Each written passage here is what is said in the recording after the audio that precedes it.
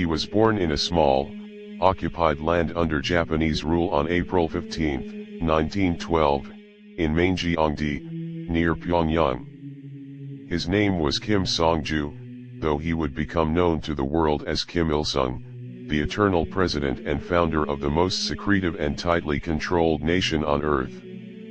His father, Kim Hyong-jik, was a Christian educator and nationalist who opposed Japanese colonization. His mother, Kang Pan-sok, was similarly devoted to Korean independence. From these roots of resistance came a man who would fight foreign empires only to build an empire of fear within his own borders. Education, from first class to final step.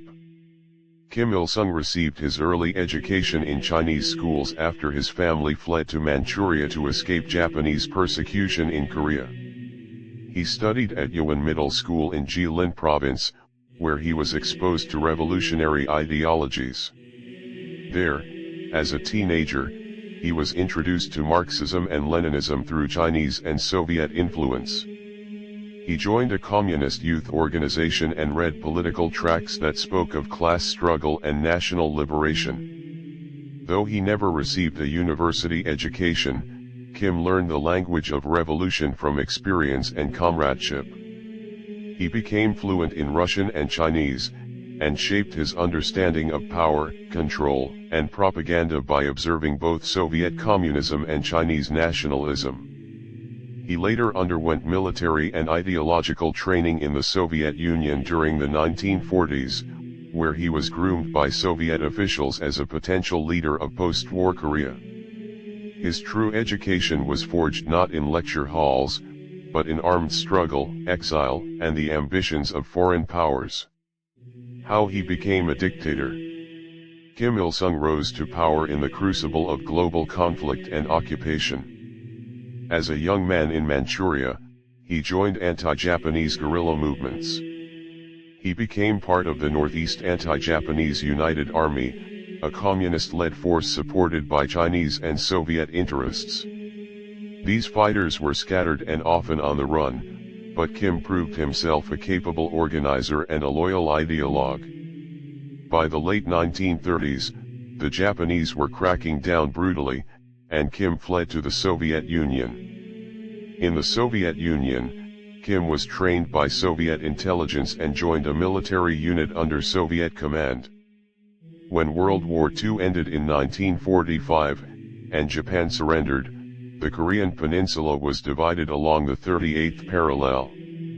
The northern half was occupied by the Soviet Union and the southern half by the United States. Korea, once unified, was now a pawn in the new Cold War. The Soviets needed a reliable Korean to lead the new government in the north. They chose Kim Il-sung. In 1945, he was installed as head of the Provisional People's Committee of North Korea.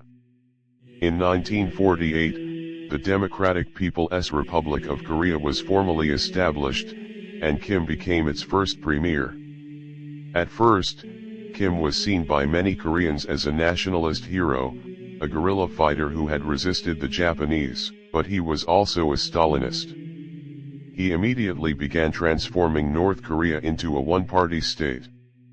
He eliminated rivals, silenced critics, and centralized power. Those who questioned his authority were accused of disloyalty and disappeared. Under his rule, the state became an extension of his will. In 1950, seeking to unify Korea under communist rule, Kim launched a surprise invasion of South Korea, beginning the Korean War. The conflict quickly escalated into an international war. United Nations forces, led by the United States, came to the defense of South Korea, while China entered the war on the north-est side.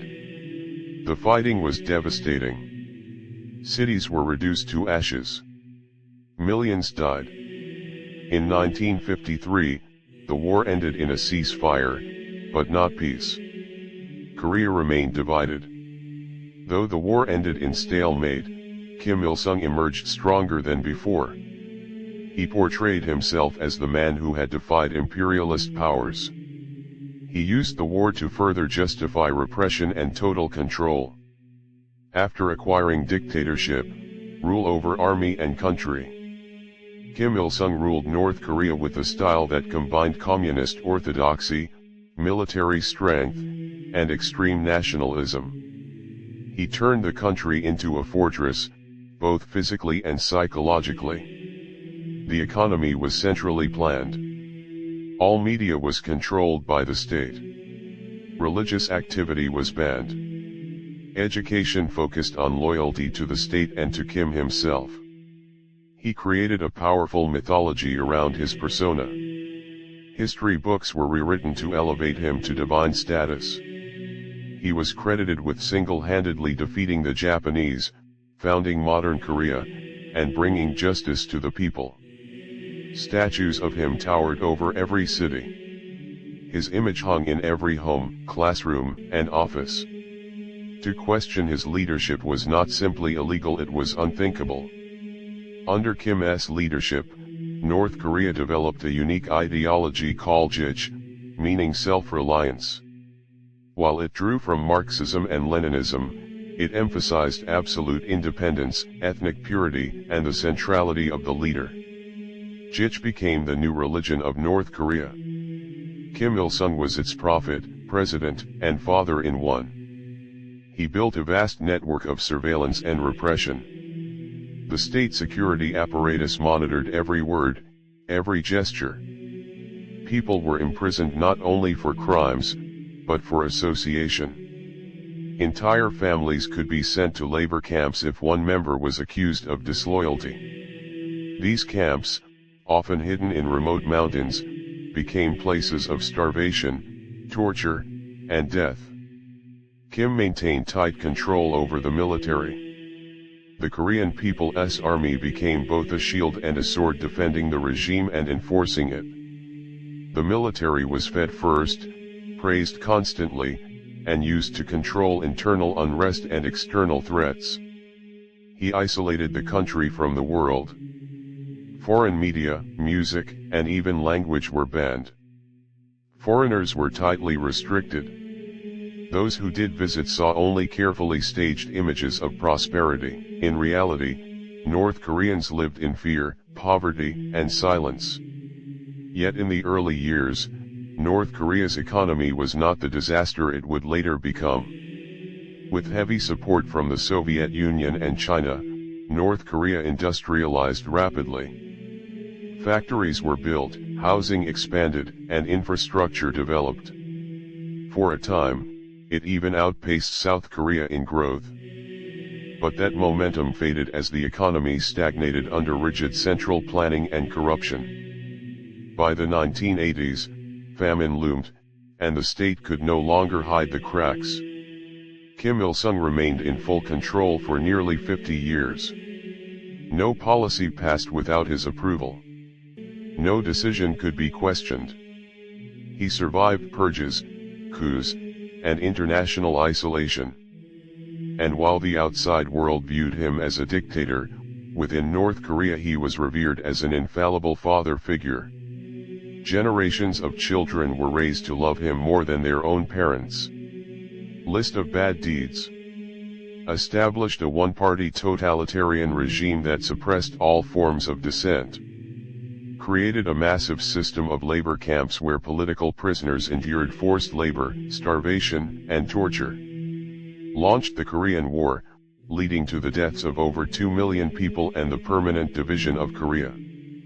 Purged thousands of party members, military officials, and civilians in waves of political terror. Erased freedom of speech, press, religion, and movement from daily life.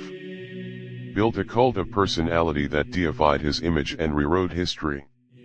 Instituted a system of hereditary guilt, punishing entire families for one person's crime. Banned foreign media and contact, creating a closed-off, controlled society. List of good deeds. Promoted rapid industrialization in the early years of his regime with Soviet and Chinese aid. Emphasized universal literacy and education, raising literacy rates to near total levels. established infrastructure, healthcare, and social programs that benefited rural populations during the early decades. Fostered a strong national identity and stability after decades of colonial rule and war. These accomplishments, however, came at the cost of freedom, prosperity, and human dignity for millions of North Koreans.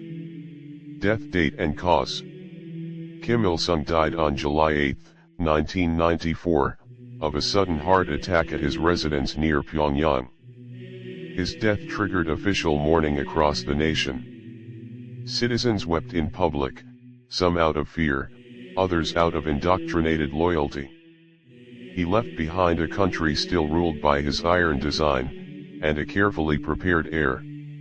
Where buried? Kim Il-sung's embalmed body lies in the Kumsusan Palace of the Sun in Pyongyang, a massive mausoleum that was once his official residence. It is guarded day and night. Pilgrims from across North Korea are taken there to bow before his glass coffin. His name lives on as Eternal President of the Republic, a title that remains even in death.